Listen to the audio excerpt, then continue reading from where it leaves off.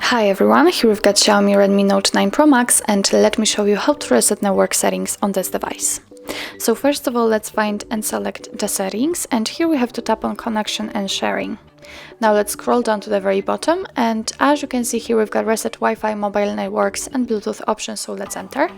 And here your device is telling you that it will reset all network settings, including Wi-Fi, mobile data and Bluetooth. Remember that you cannot undo this action, so if you are ready, let's tap on reset settings. Let's draw the pattern or pin if you have one to confirm.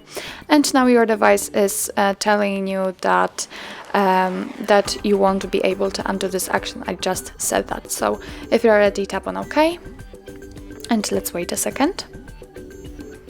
As you can see, network settings have been reset successfully. So that's all. This is how to reset network preferences in your Xiaomi Redmi Note 9 Pro Max. Thank you so much for watching. I hope that this video was helpful, and if it was, please hit the subscribe button and leave the thumbs up.